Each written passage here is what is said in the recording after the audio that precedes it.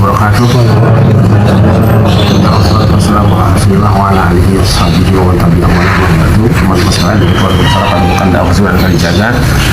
Hari ini alhamdulillah kita sudah sampai di sebuah keraton yang sangat bersejarah di Indonesia, dan ini adalah keraton paling tua di wilayah Jawa Barat, yaitu Keraton Kanoman Cirebon. Dan alhamdulillah kita semua diterima berkenan Pangeran Amal, ya. Amal setelahnya itu saya tidak tahu, nanti biar kenalan nama lengkapnya deh ya. Saya tahunya Pangeran Amal bisa dan berkenan menerima kita semua. Mudah-mudahan ini pertemuan awal, tapi untuk selanjutnya yang lebih banyak dan insya Allah memberikan manfaat ya. Kita ngalap barokah dengan satu tempat yang sangat bersejarah, karena ini adalah lokasi awal ya, lokasi awal berdirinya keraton di Cirebon ini. Nanti biar kita ngobrol dengan beliau lebih banyak.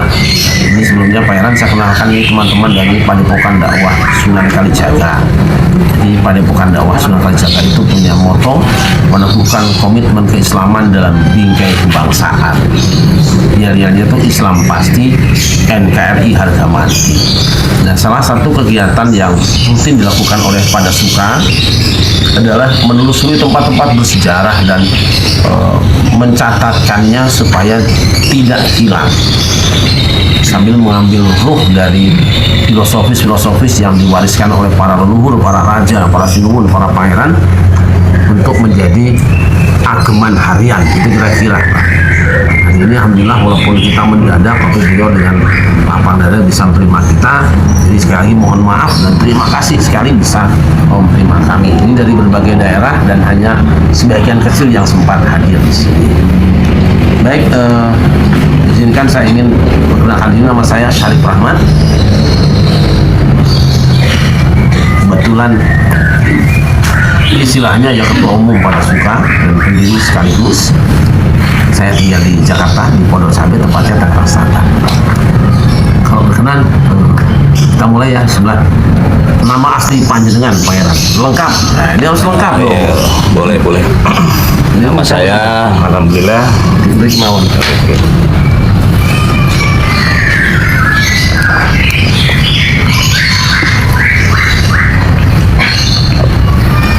Nama saya Pangeran Muhammad Amaluddin, putra dari Sultan Jalaluddin, Sultan Kanoman putra dari Sultan Kanoman ke-11. Jadi saya termasuk generasi yang ke-12 dari Sultan Kanoman pertama. Alhamdulillah, terima kasih sekali dari Padepokan Sunan Kalijaga sudah sempat sowan silaturahmi ke Keraton Kanoman, karena Keraton Kanoman ini termasuk kesultanan yang ada di Cirebon. Artinya dulu Sunan Gunung Jati adalah sultan yang pertama. Beliau adalah sultan ulama ya umaroh gitu. Artinya beliau seorang raja ya, sebagai wali Allah, sebagai ulama besar. Dari generasi keturunan turun temurun, akhirnya Cirebon itu terpecah menjadi dua, jadi Kesultanan Kanoman, satunya menjadi Kesultanan Kesepuan. Nah, alhamdulillah kita bisa sampai di Keraton Kanoman yang merupakan termasuk Kesultanan Kerajaan di Cirebon dan termasuk masih duriah asli daripada Sunan Gunung Jati. Titip pesan saya bahwa ada suatu pepatah dari Sunan Gunung Jati yang sangkutannya dengan peninggalan nilai-nilai luhur, yang artinya ini bisa jadi pedoman untuk pelestarian jati diri bangsa untuk mempertahankan NKRI. Di antaranya adalah satu aja, yaitu pesannya Sunan Gunung Jati, itu dan hormati wong tua, guru lan ratu. Nah, ini kita harus bisa mempunyai adab terhadap kedua orang tua kita, dan juga guru. Guru itu bisa guru pendidikan, bisa kiai, bisa ustadz, bisa habaib. Nah, ratu ini adalah pemimpin pemerintahan. Dulu itu dipimpin oleh sultan. Nah, kalau zaman sekarang ada dipimpin oleh pemerintah Republik Indonesia. Makanya untuk itu marilah kita bisa menghormati dan menghargai ketiga poin itu, kedua orang tua, guru, dan ulil amri. Jadi insya Allah kalau kita ketiganya bisa sinergi dalam kehidupan sosial masyarakat, kita bisa hidup lebih nyaman, lebih makmur, lebih gemah ripah loh cendawi. Jadi itu harapannya sebenarnya negara yang makmur. Ya, Insya Allah kalau kita terus menggali nilai-nilai luhur, ternyata banyak sekali falsafah-falsafah yang sebenarnya itu bermanfaat untuk generasi muda dan berkehidupan berbangsa dan bernegara. Apalagi dari Padepokan Sunan Kalijaga mungkin banyak memiliki falsafah-falsafah yang bermanfaat. Terima kasih sekali, insya Allah terus berjuang, sukses biar masyarakat Indonesia lebih tentram, lebih ayem. Terima kasih. Wassalamualaikum warahmatullahi wabarakatuh. Terima kasih banyak Pangeran. Kegiatan apa yang sampai hari ini yang diwarisi dari Kanjeng Sinuwun, Kanjeng Sultan sebelumnya, yang masih kita lestarikan selain sekaten ya tadi kan kita sempat bincang-bincang, sekaten itu mungkin mirip dengan jadi Jogja, Sahadatain itu dari Kanjeng Sunan Jogja. Tadi kita sudah dengar ada, kalau kita sudah mendengar istilahnya guru ratu wong atuwa karo, nah, itu sebetulnya persis banget guru, pemerintah dan dua orang tua. Tadi urutannya cuma dibalik wong tua, guru dan ratu. Betul, kita harus patuh bakti pada orang tua, kemudian hormat guru dan mematuhi negara yang memang sedang ngurus kita. Ini luar biasa, tinggal dimaknai dengan lebih luas. Nah, saya ingin tahu Pangeran, ya, kegiatan yang masih bertahankan hingga hari ini yang merupakan warisan dari para leluhur Kanoman ini yang melibatkan masyarakat, itu kegiatan apa? Jadi sebenarnya di Kesultanan ini agendanya agenda di bulan Islam gitu ya. Artinya ketika bulan Maulud ya kita ngadain acara Maulud gitu. Ya masih ada di bulan Maulud dan di Keraton Kanoman. Nah, di antaranya di bulan Maulud itu agendanya ada panjang jimat. Panjang jimat tuh sebenarnya kan panjang tuh piring, jimat tuh yang dipelihara, yang kita dirawat gitu. Artinya kita dirawat benar-benar karena itu peninggalan sejarah. Artinya peninggalan sejarah bukan peninggalan itu Buddha atau gimana, itu peninggalan para ulama besar. Terus kalau menurut orang tua diantaranya panjang tuh piringnya Kanjeng Nabi yang dibawa Sunan Gunung Jati dari Mesir begitu. Nah, terus para sahabat, terusnya panjangnya Wali Sanga gitu. Makanya kenapa orang berbondong-bondong itu pengen mencari barokahnya, ternyata tabaruk dari ala barokahnya dari Kanjeng Nabi Muhammad sampai sahabat, terus juga panjangnya Wali Sanga. Nah, terus juga di bulan Rajab nanti kita tuh ngadain pembacaan Isra Mi'raj sholat gitu. Nah, pada bulan Nifsu Saban ya juga sama pembacaan Sabanan. Jadi sebenarnya kegiatan-kegiatan tradisi kita sudah bernuansa Islam, cuma kadang-kadang orang dipelintir-pelintir gitu. Iya. Nah, dari bulan Ramadannya tuh ada kegiatan-kegiatan Hifdzul Quran macam-macam itu sama seperti umumnya di masyarakat. Cuman bedanya kalau kita tuh ada selamatannya, ada kepungan, ini yang di Surahan itu ada 1 Muharram pembacaan babat Cirebon, 10 Muharramnya bubur surah. Nah, ternyata yaitu ada kaitannya dengan perjalanan sejarah Islam. Mungkin terus ada lagi kalau di habis Lebaran di 7 Syawal itu ada kita gerebek Syawal. Jadi keluarga besar kita tuh jarah ke makbaroknya Sunan Gunung Jati bareng-bareng di Sultan sama keluarga bareng-bareng ke makbarok Sunan Gunung Jati. Nah pas hari raya Idul Adha sama aja sholat adanya di masjid di Gunung Jati, habis itu nanti ziarah ke makbarok Sunan Gunung Jati. Kalau boleh tahu ya Pangeran, ini kan kalau saya dengar itu hampir semua pondok-pondok pesantren besar di Cirebon itu masih juga masuk dalam lingkungan daerah Kanjeng Sunan Gunung Jati. Misalnya Benda Kerep, kemudian Babakan, kemudian Buntet. Jadi adalah sambungannya itu. Bagaimana itu sebenarnya?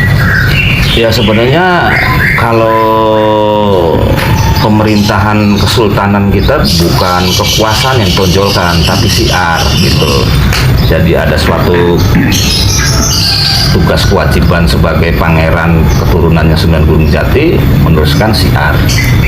Di antaranya keluarga kita atau raden atau pangeran tuh bikin pesantren. Ya di Benda, terus di Buntet, Siwaringin, Gedongan, nah, semuanya bersambung nasab di Kesultanan Kanoman. Jadi memang sejak dulu kepentingannya menciptakan kesultanan itu supaya suatu sistem siarnya nyambung gitu. Kita beda dengan keraton-keraton yang lain karena keraton lain menonjolkan kekuasaan. Iya. Kemudian balik lagi sebenarnya sih sama aja kayak macam Pangeran Diponegoro ya, itu ternyata kalau kita lihat masih siarnya masih ada menggunakan agama gitu. Pangeran Sambernyowo kalau di Jawa gitu. Nah, ternyata kesultanan ya siarnya jalan. Cuma kadang-kadang zaman Belanda ini merubah kepentingan kekuasaan menjadi semacam lebih menonjolkan kekuasaannya bukan kepentingan siarnya. Kemudian kalau boleh tahu hubungan antara Kanoman ya, Kanoman dengan para ulama di pesantren tadi, apakah ada pertemuan rutin misalnya para kiai tadi diundang keraton untuk bareng-bareng munajatan atau berdoa bersama atau haulan Kanjeng Sunan Gunung Jati misalnya? Jadi silaturahmi keluarga dengan pesantren, Benda, Buntet, Gedongan masih baik. Artinya beliau-beliau tuh masih sering silaturahmi. Nah, di bulan Mulur biasa berkunjung, nengokin keraton, ngobrol sama keluarga, sama sultan, menceritakan perkembangan tahun-tahun gitu. Artinya masih silaturahminya masih terjalin. Kadang-kadang kita yang dari keraton dulu sering ke Benda, ke Buntet, terus juga kita masih ya seperti saudara dekat. Kadang-kadang kalau hajatan keluarga di sana ya kami diundang, kami hadir di sana. Nah untuk haulnya Sunan Gunung Jati sebenarnya haulnya Sunan Gunung Jati itu dirayanya tiap Kliwon. Oh. Iya.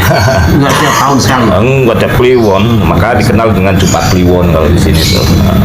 Kliwonan ya. Iya. Jadi. Tapi kalau pasar Kliwonnya ada nggak di Cirebon ini? Ya nggak ada. Pasti ada ya. Di Solo. Bisa dibikin itu. Solo. Pasar Minggu ada tuh dulu. Iya sekarang jadi udah rubah. Saya berharap bahwa ke depan ini ya indahnya ya.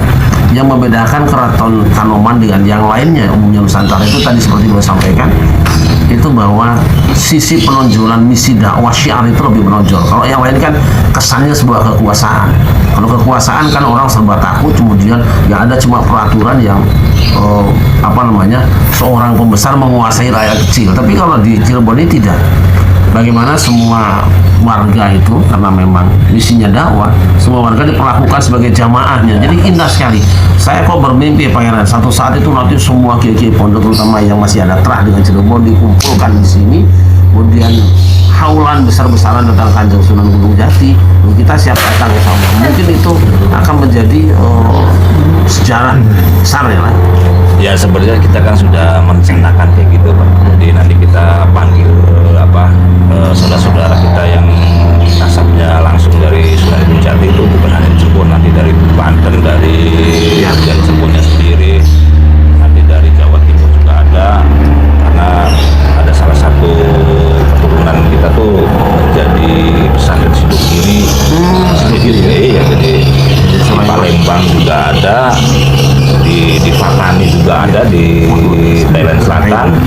terus di Malaysia, jadi di Moro, nah itu di Filipina. Jadi ternyata kalau kita kaji kembali keturunan Sunan Gunung Jati sampai Nusantara. Masya Allah. Jadi ternyata yang mengembangkan Islam tatanan di Nusantara itu ya Sunan Gunung Jati dengan Wali Sanga.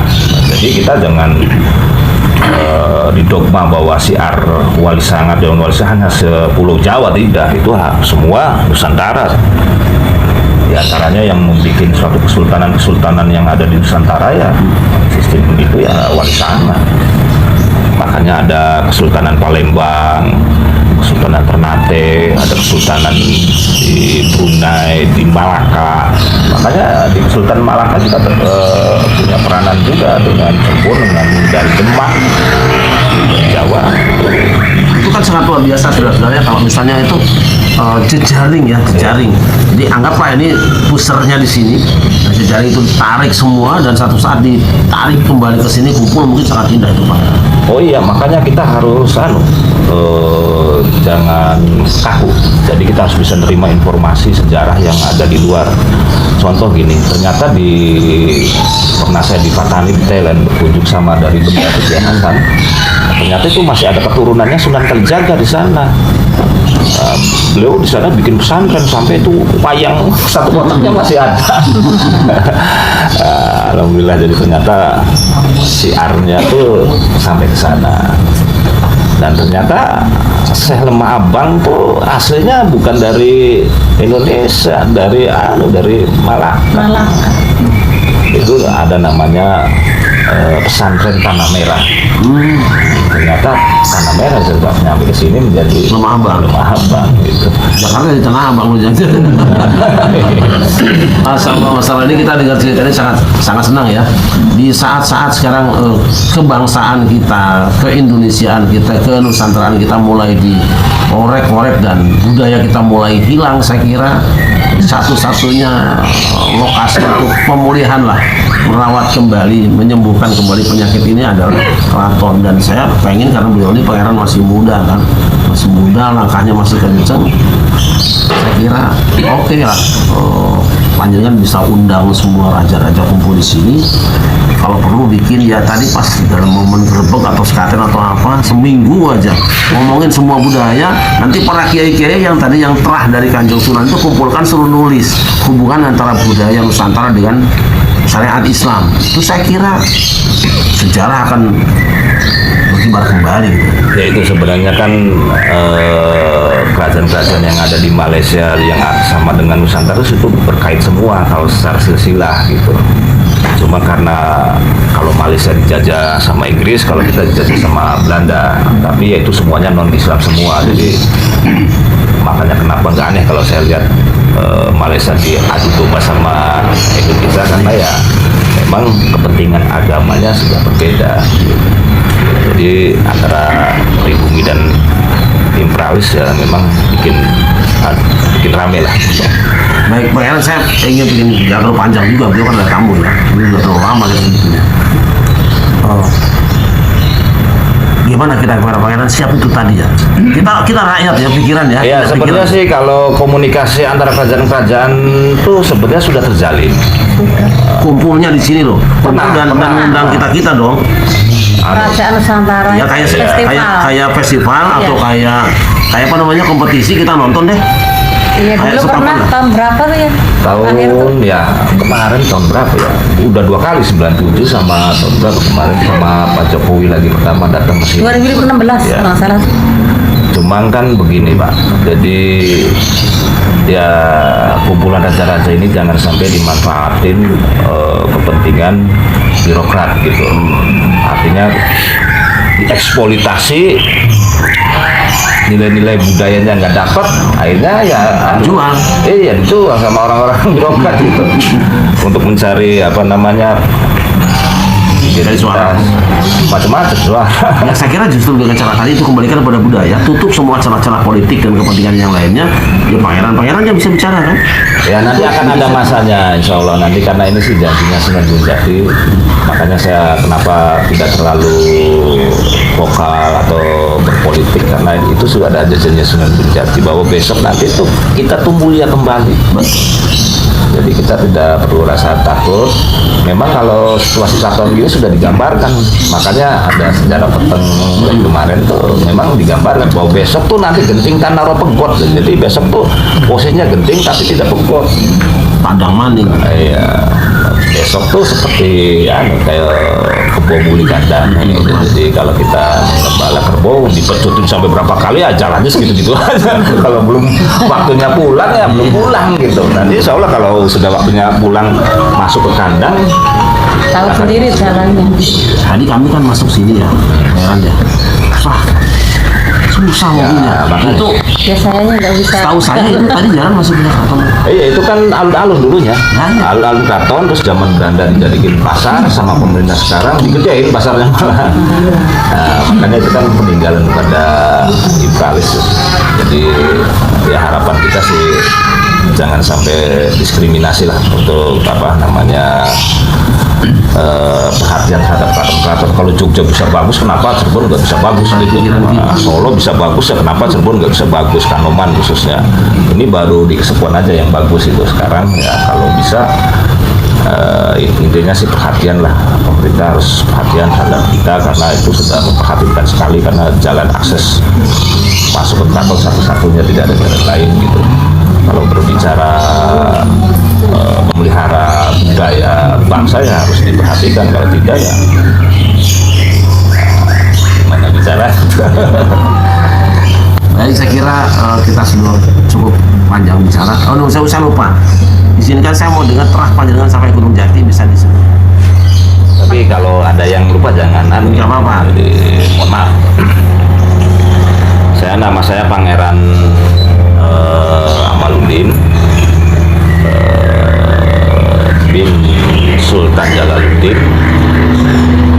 terusnya bin Sultan Nurus, bin Sultan Nurbuat, bin Sultan Zulkarnain, bin Sultan Komarudin Akhir, bin Sultan Herudin, Kadirudin ya, Kadirudin. Bukan Kadirudin. Terus Komarudin Awal bin Sultan Imamuddin. Lalu Komarudin Akhir bin Sultan Imamuddin. Komarudin Akhir, Komarudin Awal bin Sultan Imamuddin, Hadirudin bin Sultan Hadirudin, bin Sultan Alimuddin, bin Sultan Herudin, Wadirudin, bin Sultan Badlidin, bin Sultan Cirebon Panembahan Giriraya. Itu zaman Amangkurat yang makamnya ada di Jogja. Nah, Panembahan Giriraya sifatnya Panembahan Sedang Inggayam, Panembahan terusnya Ratu Cirebon, Panembahan Sedang Kemuning, Panembahan Tajul Arifin, Sunan Gunung Jati. Jadi mohon maaf misalnya ada silsilah yang kurang pas karena ya memang Mungkin bagusnya ini pengirannya usul ya. Biasanya kalau dalam dunia thorikoh itu silsilah sanad itu bikin nagoman. ya ada sih catatan gitu. Nanti jadi nyebutnya jadi kayak nyanyian gitu. Dari panjenengan dibikin sun anu tuh otomatis dibikin nyanyian. Jadi orang-orang juga hafal. Itu dari bawah ke atas, dari atas ke bawah. Itu saya kira perlu ada nanti abdi yang bisa bikin apa namanya biar nadom apa kayak pepeling apa keluaran itu ya. Jadi kalau kita tuh punya tradisinya bikin catatan hal-hal kayak gitu tuh ada naktu-naktunya, jadi nggak sembarangan, harus ada puasanya, naktu yang baiknya. Nah itu yang harusnya dikaji kembali tuh naktu bina tuh, karena zaman sekarang dianggapnya bid'ah aja gitu ya, padahal itu penting gitu. Karena dari budaya para wali itu ditentukan naktu binanya. Naktu bina tuh hari jayanya, hari naasnya tuh ada semua di situ. Makanya harus tahu, misalnya sebenarnya itu kan hari jaya naasnya para nabi, bukan jaya dari mana gitu. Dari peristiwanya Nabi Muhammad itu jayanya lagi apa, harinya apa. Nah, naasnya lagi perjalanan kurang baiknya gitu. Ya, Nabi Ibrahim juga berjayanya apa. Jadi ternyata budaya kita tuh lahir tuh bukan dari Hindu Buddha, salah, itu dari Islam sebenarnya. Contoh kayak di Jawa ada tata krama Romo Injil, ya itu bahasa halus. Ternyata dalam Quran tuh ada bahwa kita berbicara terhadap orang tua tuh harus menggunakan bahasa yang halus. Nah, terus kalau kita pergi-pergian tuh mencuci kaki orang tua dulu, ya minta ridhonya supaya kerjanya hasil atau sekolahnya sukses, ke pesantrennya bagus. Ternyata dari Quran bahwa ridhonya orang tua itu sama dengan ridhonya Gusti Allah. Makanya penting ditanamkan adab gitu. Ternyata para wali di sini menyebarkan agama Islam itu menanamkan adab. Nah sekarang adab inilah yang dihancurkan gitu. Sebagai jati diri bangsa itu dihancurkan. Makanya banyak generasi muda yang kadang-kadang melawan orang tua, nuntut orang tua sampai ke pengadilan hanya dengan urusan berapa ribu sampai ribuan sama orang lain. Ini coba dari Padepokan untuk menyampaikan kembali adab yang dibikin oleh para wali Sunan Kalijaga gitu. Itu bagus sekali untuk menyampaikan terhadap masyarakat. Baik, kemarin ini saya ada kenang-kenangan baru sebagian, mudah-mudahan nanti sisanya kalau berkenan baca tak kirim juga nanti sama. Jadi saya senang nulis buku, dan ini adalah wiridan dari Padepokan Dakwah Sunan Kalijaga. Ini wiridannya Sak-Quran, doa Sak-Quran semuanya, kita tidak campur aduk. Dan ini bagian laporan dari teman-teman yang sudah menikmati fadilah atau testimoni keutamaan kita munajat. Baru sebagian kecil. Ini alhamdulillah sudah banyak yang mengamalkan. Mudah-mudahan satu saat nanti kita bisa pas bikin ajar besar di sini, kita bagikan munajat itu supaya yang barokah untuk semua. Kita Monggo, lumayan lah ya. Ya saya harap sih nanti dari Padepokan sering mengadakan acara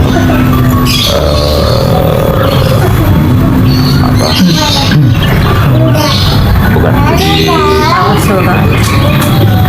diskusi torekot yang dikembangkan oleh para wali. Jadi jangan sampai menjelaskan torekotnya kebanyakan sekarang kan pada nyasar-nyasar gitu.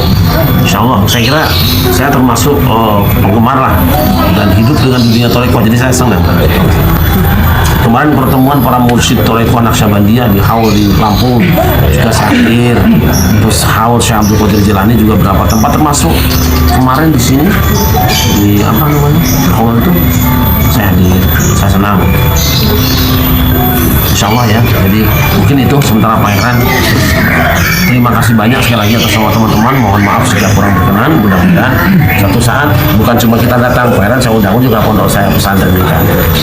Bincang-bincang karena nanti banyak kiai biar mereka juga mendengar tentang bagaimana Sunan Gunung Jati mewariskan syariat kepada putra wayahnya semua. Demikian teman-teman pada Suka TV dan semuanya saja. Mudah-mudahan pertemuan ini barokah, manfaat, dan mudah-mudahan kita diterima sebagai keluarga dari Keraton Kanoman di sini, supaya kita bisa ikut terus malah barokah, terus ambil pelajaran dan terus sering silaturahim sowan ke sini, insyaallah ya. Sekian, terima kasih. Assalamualaikum warahmatullahi wabarakatuh.